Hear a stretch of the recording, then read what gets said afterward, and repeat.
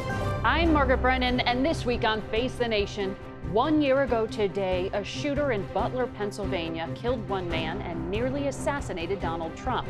We'll have a look at the new findings on what went wrong in an exclusive interview with the Senate chairman behind it.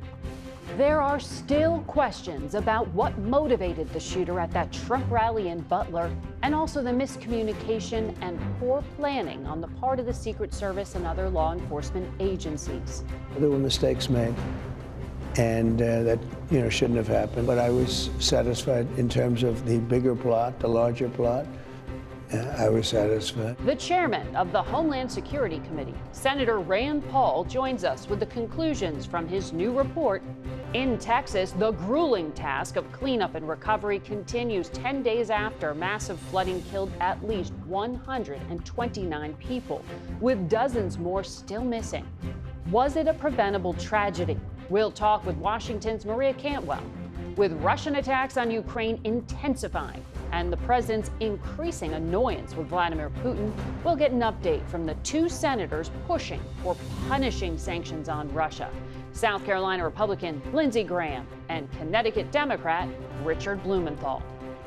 Finally, House Financial Services Committee Chairman French Hill will be here to talk about his plans to make the complicated world of cryptocurrency go mainstream.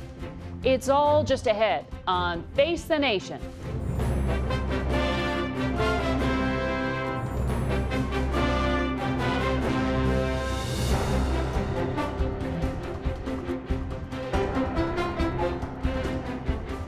Good morning and welcome to Face the Nation. We have a lot to get to this morning, so let's begin with Senator Lindsey Graham in Clemson, South Carolina, and Senator Richard Blumenthal in Bridgeport, Connecticut. They both just returned from Europe, where they met with Ukrainian President Zelensky. Good morning to you both, Senators. Good morning. Senator Graham, I want to start with you. Russia's escalating. They're not ending this war in Ukraine. NATO's Secretary General is going to be here in Washington this week and will be meeting with President Trump, who is, according to our reporting, considering fresh funding for Ukraine. That would be the first time since he's taken office. What do you know about what is coming? Well, I don't want to get ahead of the president, but I'm having dinner along with Senator Blumenthal and other senators with Secretary General Mark Rutte tomorrow night. A turning point regarding Russia invasion of Ukraine is coming. For months, President Trump has tried to entice Putin to the peace table. He's put tariffs against countries that allow fentanyl to come in our country, other bad behavior. He's left the door open regarding Russia. That door is about to close. Dick and I have got 85 co-sponsors of the United States Senate for congressional sanctions with a sledgehammer available to President Trump to go after Putin's economy and all those countries who prop up the Putin war machine.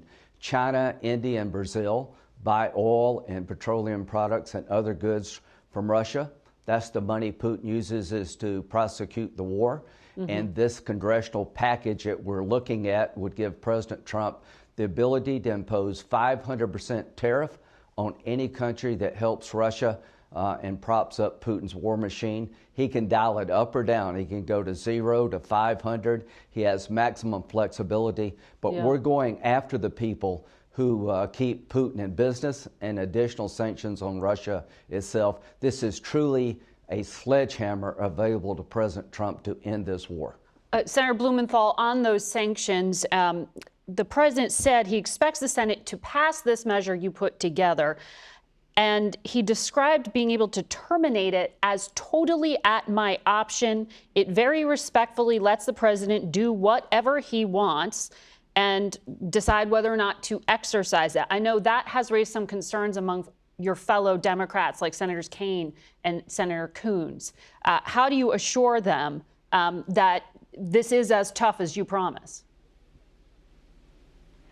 This has to be a critical moment for these sanctions, and bringing down this sledgehammer at this moment was emphasized by all of the European allies who were at the meeting that Senator Graham and I attended in Europe. They are absolutely in solidarity one after another in that closed-door setting, express the view that these sanctions have to be tough and rigorous to change behavior. And so the waiver language that we will have in this bill is very much alike the provisions that have existed in past similar measures that give the president the ability to act in the national security, but also provide congressional oversight.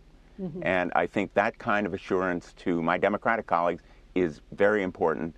But what is most important, I think, at this moment is our unity. Senator Graham and I, Republican and Democrat, coming together, the European leaders with diverse views, also in unity. And we want to make use of the seized assets, again, in a unified way. I think a multifaceted approach here is the only way to bring Putin to the table, because he's a thug. He understands only force. But just to follow up on that, the seized assets, there's what, 300 billion in Europe, there's about 5 billion here in the United States. Do you get the sense that the president's going to be willing to tap that, and that the European leaders are going to be willing to seize and use that money? Part of the plan that I think will be sought in this meeting involving the Secretary General is for Ukraine to be given assets by NATO, and they're purchasing those military assets from the United States. But the seized property, the seized assets from Russia, can be accessed by the Europeans. They are devising a plan to do it, at least for a part of those assets, billions of dollars, in the interest that is derived from them. Very, very important resources for Ukraine. And the $5 billion that the United States has also could be accessed. And I think it's time to do it.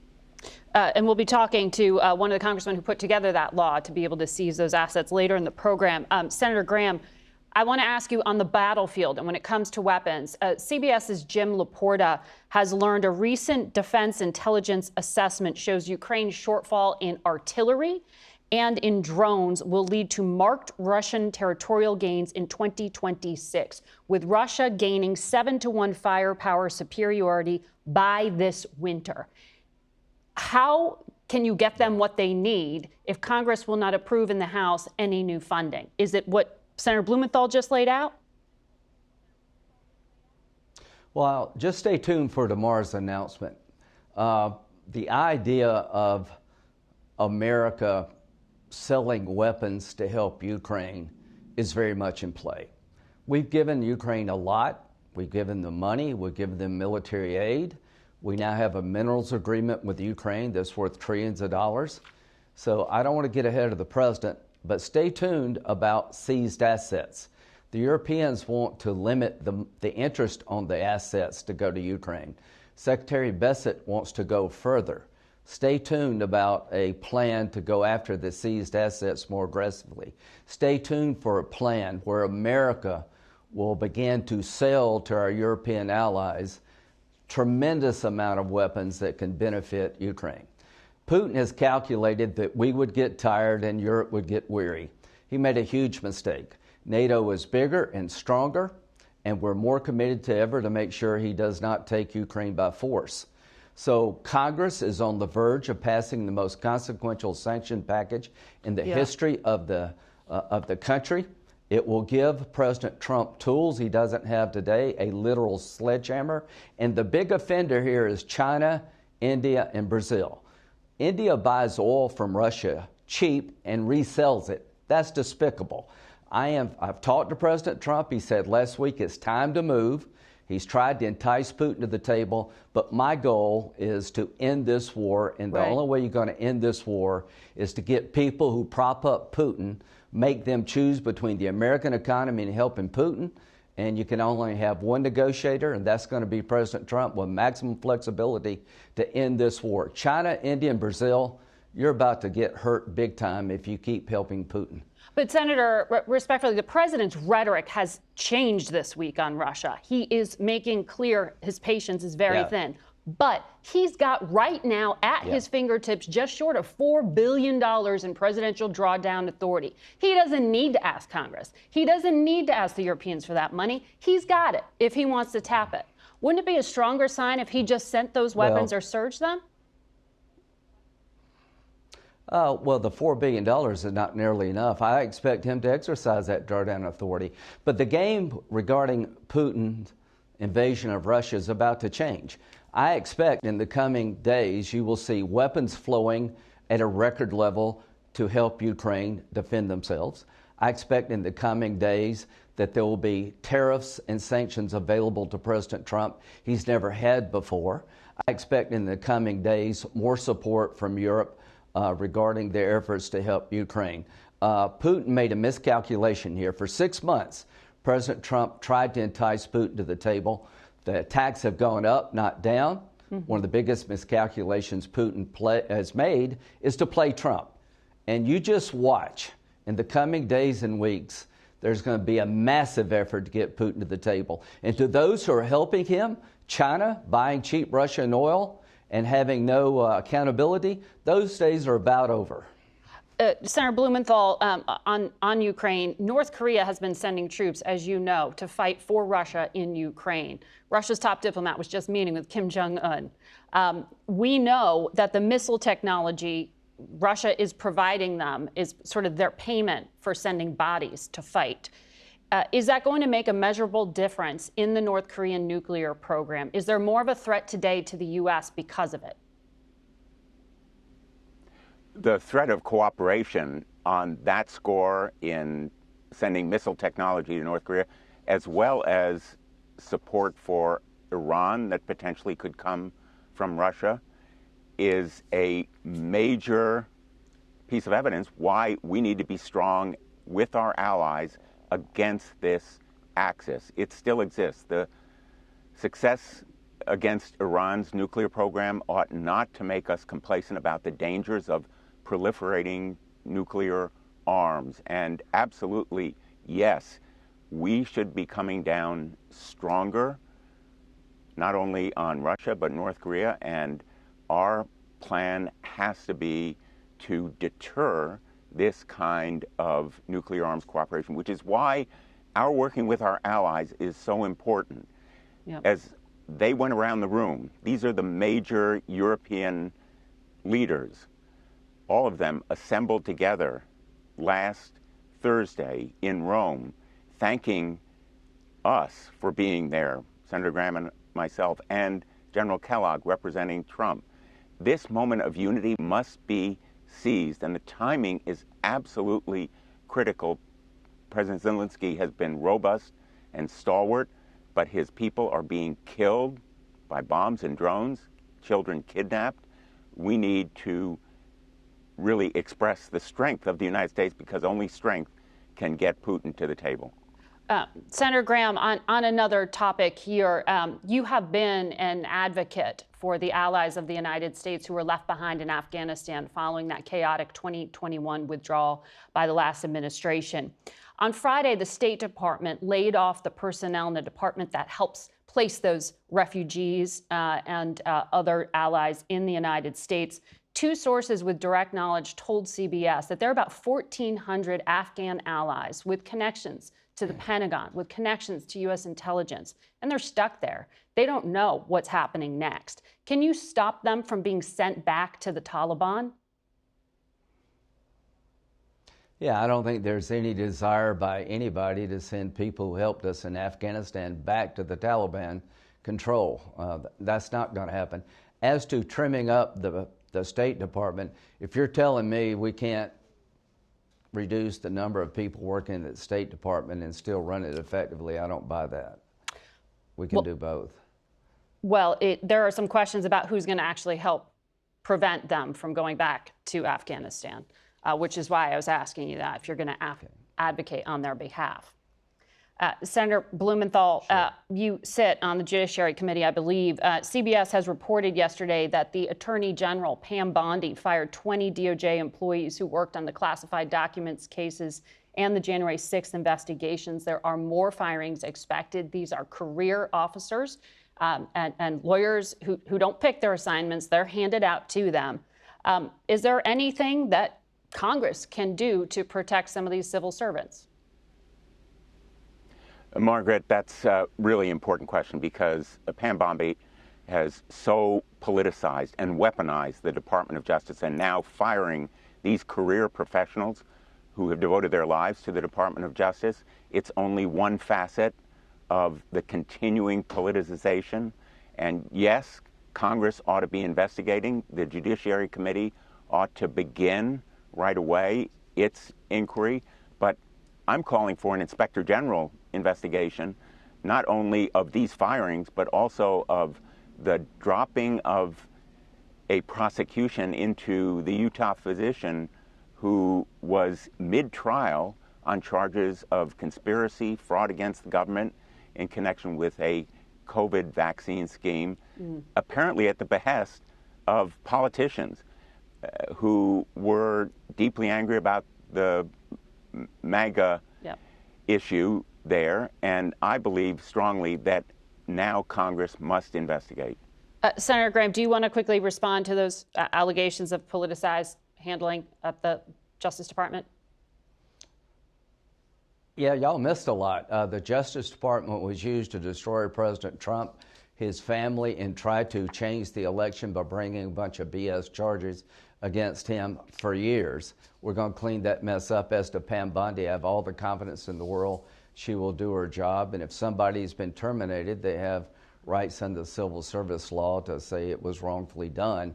But I'm almost amused at the idea that people are now suddenly worried about politicization of the Justice Department, why everybody sat quiet for all those years. Literally, the Justice Department under Biden tried to change the election by prosecuting Trump based on a bunch of BS. Well, there were mass firings, which is why I was asking you about them, sir. Senators, thank you for joining us for a bipartisan interview. Thank you. Up until that last section. Appreciate it. Well, we're still united. Face the Nation. We'll be back in a minute. Stay with us. And we're joined now by Senator Maria Cantwell, who is the top Democrat on the Commerce Committee, which has oversight of the National Oceanic and Atmospheric Administration, or NOAA, and the National Weather Service. Good morning, Senator. Good morning. These agencies are being looked at carefully right now, as you know. Just this morning in Texas, we are seeing the National Weather Service issue another flash flood warning for that very same part of central Texas. Kerrville. In fact, the ground search for victims had to be halted because of this warning. There's been so much scrutiny of what went wrong or what more could have been done. In your view, at the federal level, is the National Weather Service doing everything it should be doing? You mean at this moment? Yes, did it function as intended? Well, I think what's happening here, and we need to take a pause. Glad the President and First Lady went, and definitely there's a lot of things being said. But what the real question is what can we do to improve the weather forecasting of this nation, to use science, to use better assets, to really do a once-in-a-lifetime investment to upgrade the system so that we could have given people in Kerrville more time, more warning, and the same for tornadoes and hurricanes and fires. And so I think what we're learning is that in this last week, we've had 4 events that have all broken huge records for weather and precipitation. That means more flooding. So we know now we're having more extreme weather. What is our response to that? To make sure we never have another Kerrville again. So more extreme weather, more stresses on the system. At the same time, you have the Trump administration at least proposing that they're going to do a 27% budget cut to NOAA. The Commerce Secretary, though, said he's not going to touch public forecasting. We've seen, though, on the Democratic side, Leader Schumer say there should be an investigation about whether staff cuts, for example, led to or contributed to the Texas disaster. Are Democrats being too quick here to blame the politics? You know, I liked I liked your opening story about the GAO report and saw what my colleagues presented. You know, I was on that call the day the president was shot and You're talking about Butler. In Butler, and I basically asked the question on the call that day: did you guys use drones? There was like dead silence. So I'm glad now that GAO, a respected arm of our organization and government, is producing a report. Do you want the same kind of report a year from now? Yes. What we want is to make sure that we understand what happened, but doing blame gaming isn't going to bring people back. But the press has every right to ask hard questions to try to figure out what do we need to do to improve weather forecasting. Well, I ask that because the DNC and Democratic leaders have said things like this. You're talking in substantial, specific policy language. And that's not what's coming from leadership. That's why I'm asking you. What's important to know is that in this particular storm, what we had is very warm surface conditions in the Gulf. That meant the storm was going to move slower. It meant it was going to drop more precipitation. We as a nation shouldn't be second to Europe or anybody in being a weather-ready nation. We should be the smartest government in the world using technology, analyzing the data, and putting a forecast system into place that gives people that kind of system. So just recently in the Midwest, that work by NOAA and the weather forecasting system and the labs helped give information about how to get out of the way of a tornado 2 hours in advance, not 15 minutes or 13 minutes, but 2 hours. And I'm going to send a letter to the president making 5 recommendations, and some of them are very bipartisan recommendations, things that Senator Cruz or Wicker or Moran support, that basically make this once-in-a-lifetime investment so we have the best information, the best analysis, the best people to interpret that on the ground for the local responders. And let's help Americans get out of the way of a storm. So on that point, in your recommendations, we are still seeing a proposed budget cut. We are still seeing staff cuts.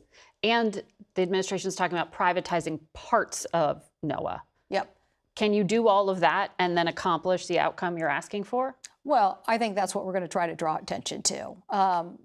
Senator Cruz and I both support upgrading our Doppler radar system. That is, having a system that gives you more information about what the storm is likely to do. It's one of the reasons why Europe is a little ahead of us, and you hear about their forecasting system, is because they do more analytics around data that give them higher predictability.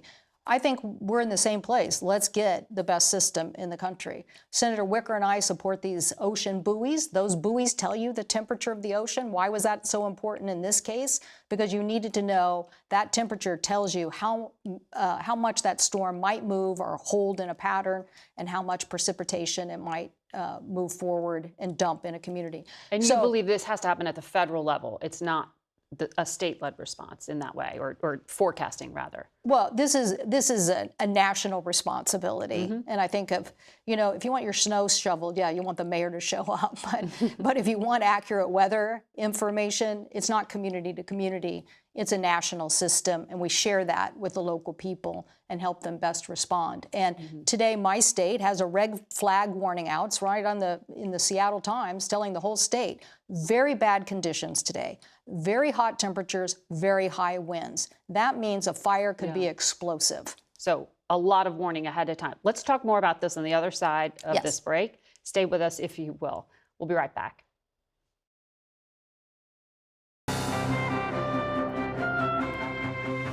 Welcome back to Face the Nation. We return to our conversation with Senator Maria Cantwell.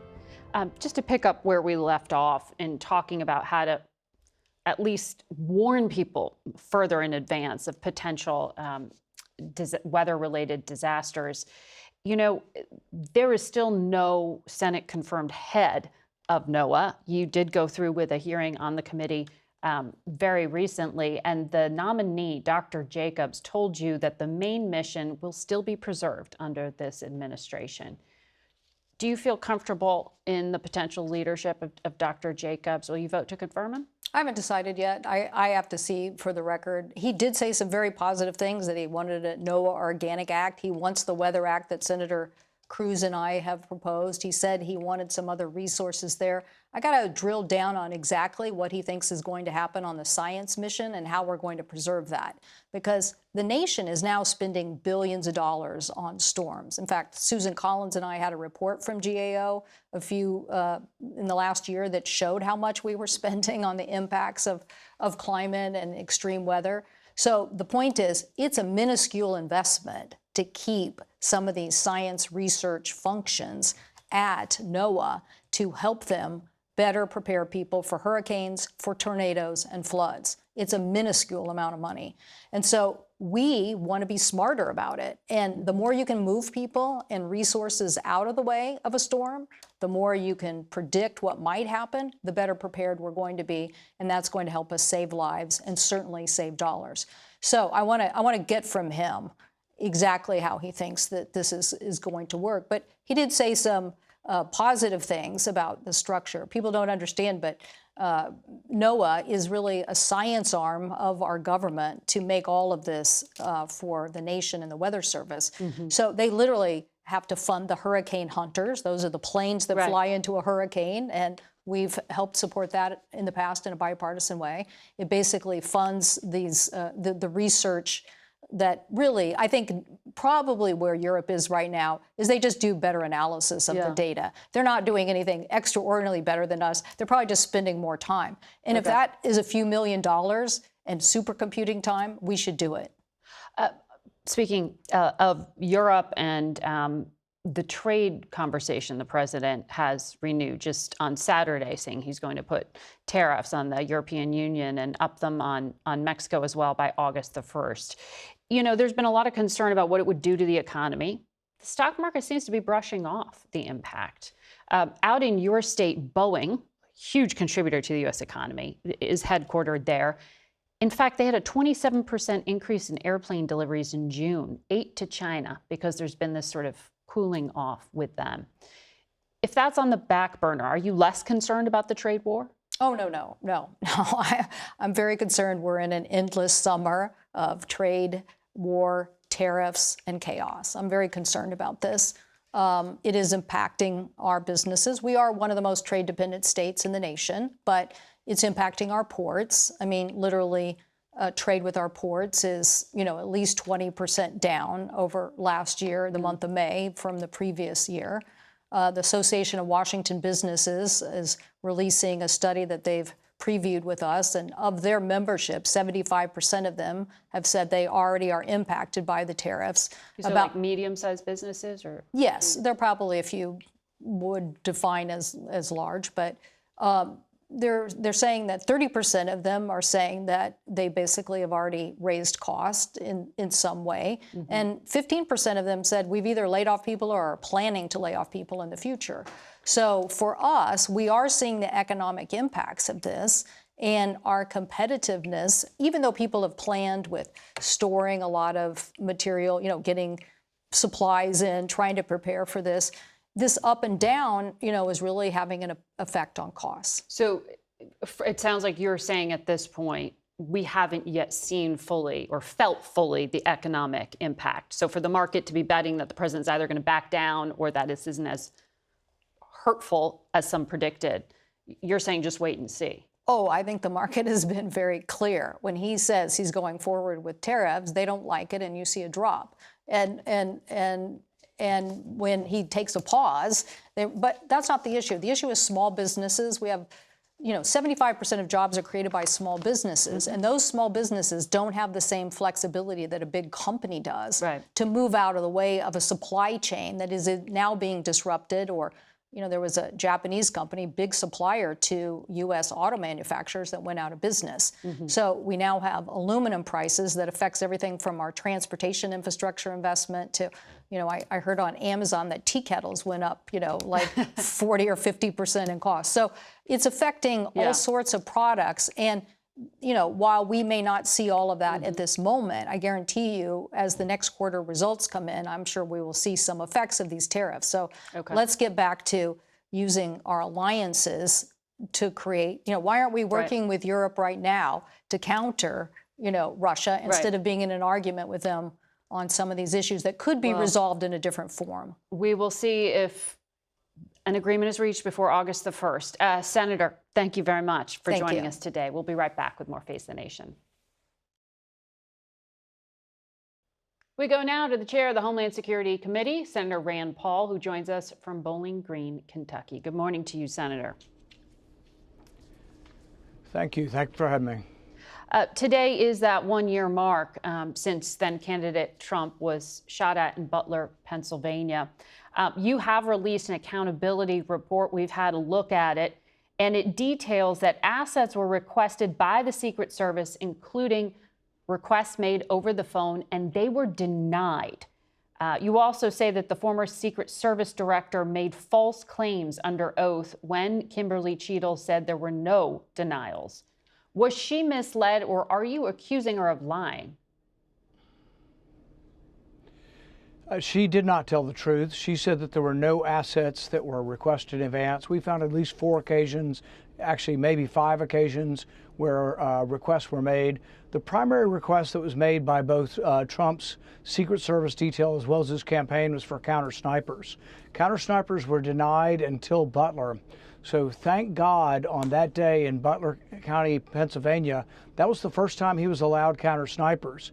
If he had not had counter snipers, that assassin would have popped up again. He did pop up again to continue firing, and that's when he was taken out. But thank God we had the counter snipers there. But why were they denied for months and months?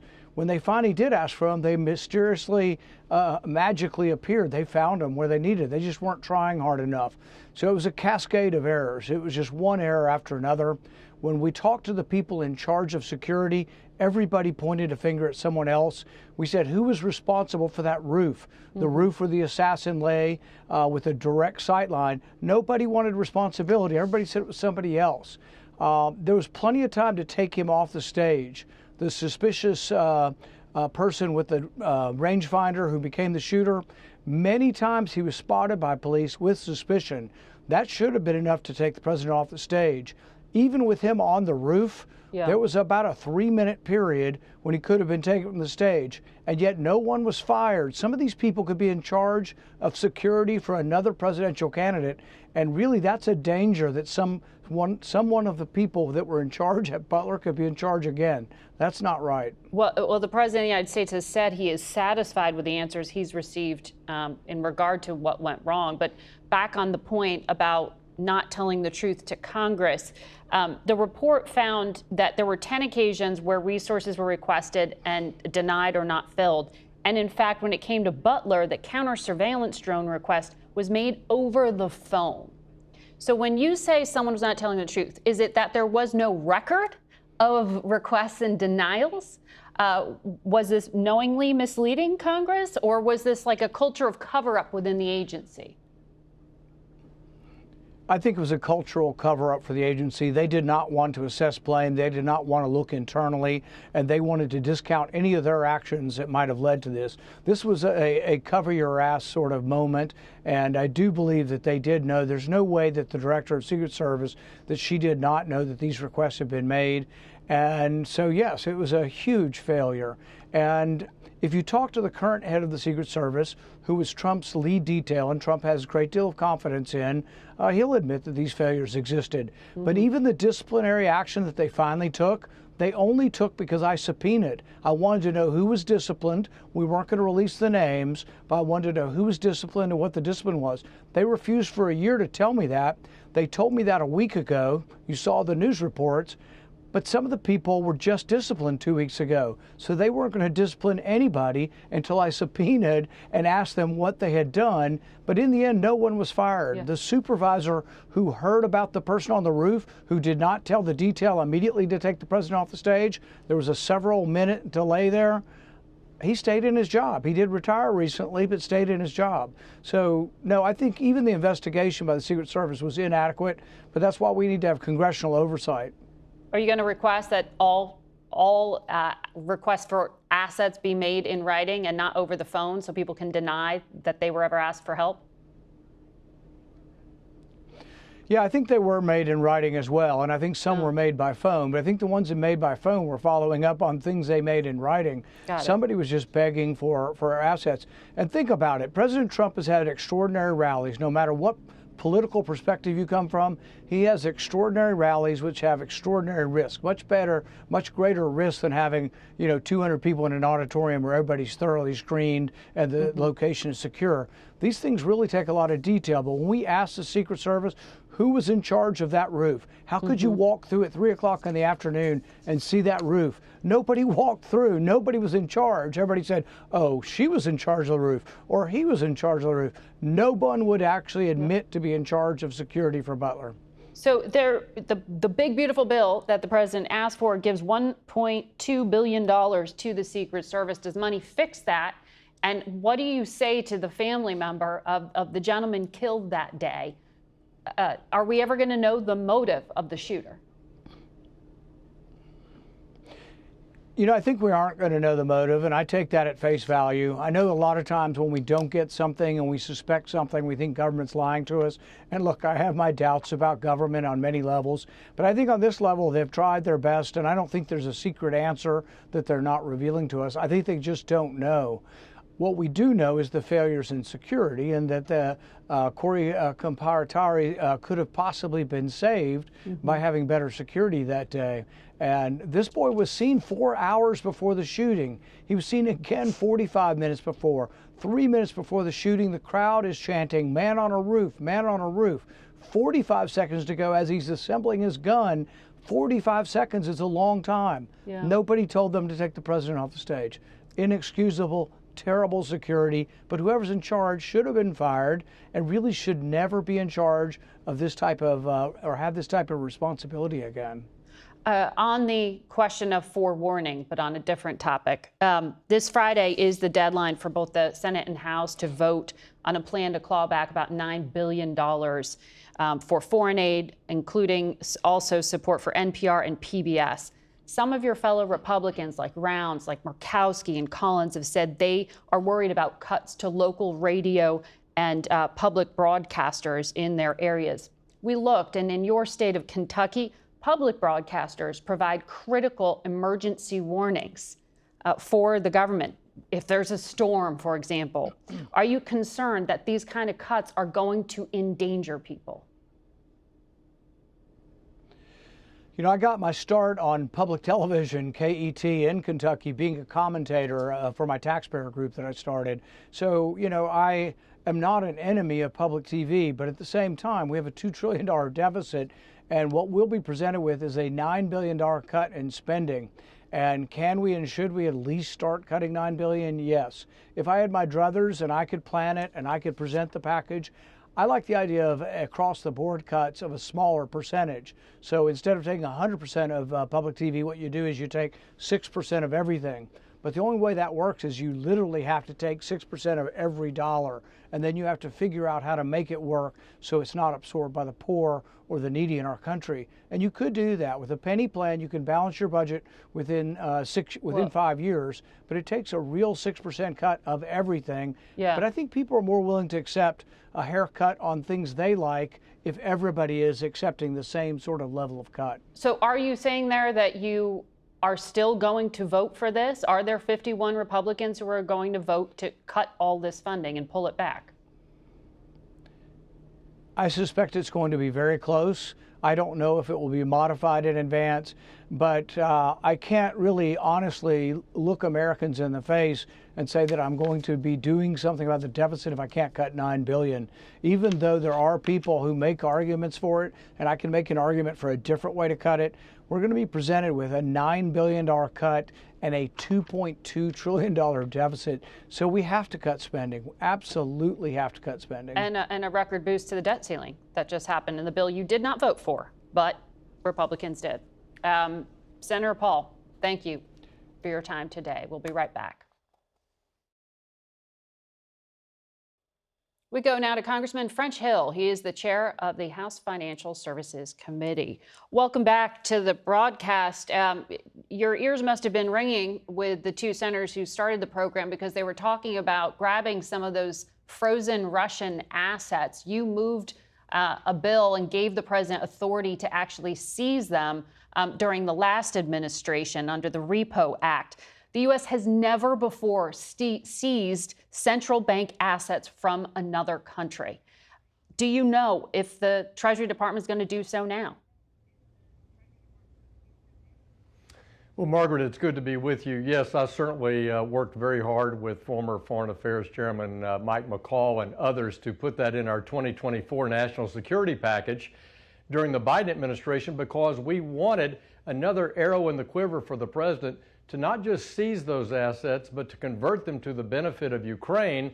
But we could never get consensus between the United States and Europe for doing that, despite a unanimous vote of the Council of the Parliamentary Assembly of the Council of Europe supporting it. So I continue to urge President Biden to do that. We got the interest off those frozen assets to benefit Ukraine. But I think it's time for the president to convert those seized assets to a trust account for the benefit of Ukraine. I'm glad to hear both Senators Blumenthal and Graham support that idea. It's time to do it. And I've encouraged Secretary Bessent that this should be a priority for President Trump. On another topic, because you have some oversight in the financial space, I want to ask you about comments made in regard to Fed Chair Jerome Powell. The president says the economy's in good shape, but he still complains about the head of the central bank, says he's doing a terrible job because he's not lowering interest rates. On another network today, the president's top economic advisor said the White House is looking into whether the president has the authority to fire Chair Powell. Do you believe the president has the power and authority to fire the Fed president? You know, Margaret, I don't, and I believe President Trump has spoken about this several times over the past few years, including recently. Mr. Powell's governorship, his chairmanship is up next spring. The president has vacancies coming up on the Fed board where he could name another governor. But look, just because Congress created the Fed and that we believe that it should be independent in the setting of monetary policy, it doesn't mean that it's immune from criticism. And every president since World War II has had choice words for the Fed chair when they've not been in sync with the direction of the president. So look, the Congress continues to do oversight. I set up a special task force to oversee the Fed's decision making since the 2008 financial crisis. We have that investigation, review, and oversight underway, and we'll continue it. I think you'd acknowledge that most presidents might have had those choice words behind closed doors, not on social media posts on a regular basis, Congressman. But on crypto, I want to ask you, crypto has been the Wild West, right, in many ways, because they don't have the same kind of regulation in the digital asset space that there does exist for banks and financial services. You've got a few measures coming up this week. How do you make sure, as you put these regulations in place that kind of help crypto become more mainstream, that it doesn't also benefit some of those on the black market, for example, who use this to evade oversight? Exactly. Well, in the work in the Senate led by Bill Hagerty and Tim Scott and Cynthia Lummis on the Genius Act to create a dollar-backed stablecoin, we've heavily influenced that legislation over the 2 years of previous work by the House. And our Clarity Act, which sets up the rules of the road for what's a commodity, what's a security, how to use digital assets, how to store them, how to custody them. These are the rules that will protect consumers, will limit access to our market and our investors from entities outside the United States trying to influence the crypto markets. We have none of that today. What we've had is a mismatch of rules by enforcement in the Biden administration. And I believe the bills we'll have on the House floor this week will protect investors, consumers, and make America, as President Trump wants, a leader in financial technology and crypto and digital assets innovation. Well, you know, sir, that the concern is that this is the patina of protection of consumers without actual muscle behind it. It was interesting to see, and many Americans who hold mortgages might have noticed, that Fannie Mae and Freddie Mac, who buy and sell mortgages, the head of the agency, the Federal Housing Agency, Bill Pulte, told them they'll have to prepare a proposal to review crypto as an asset on mortgage applications. Given the huge taxpayer stake in Fannie and Freddie, are you comfortable with people using crypto, something that isn't really, tangible in many ways, to pay for a down payment on a house? Well, look at Bitcoin, for example. One can now buy Bitcoin. It is a commodity. It's been determined that it's a commodity by the CFTC and the SEC. One can hold it in their brokerage account through an exchange-traded product, an ETF, ETP. It's now an asset for millions of Americans, and it certainly could be treated like a stock or a bond or cash as a contribution to someone's net worth to qualify for a mortgage. And if we pass clarity this week, which I expect we will on a bipartisan basis, and we craft a dollar-backed stable coin like Genius offered by Senator Hagerty, we'll have the rules of the road. It won't be a patina of consumer enforcement. It will be real consumer enforcement, investor protection. And a down payment for a house. Both by the CFTC, the SEC, and the bank regulators. Well, look, again, Bitcoin is an asset. You can determine if you think it's going to go up in value or down in value, just like stocks and bonds or other investments that people have on their financial statement to secure their financial statement for a net worth purposes, or to liquidate for a down payment. Okay. So I think it's a financial asset. Well, our bills will make it a more secure one, right, and one that's better for, I think, all households and businesses. I'm out of time, so I'm going to have to leave it there. Thank you, Congressman. We'll be back.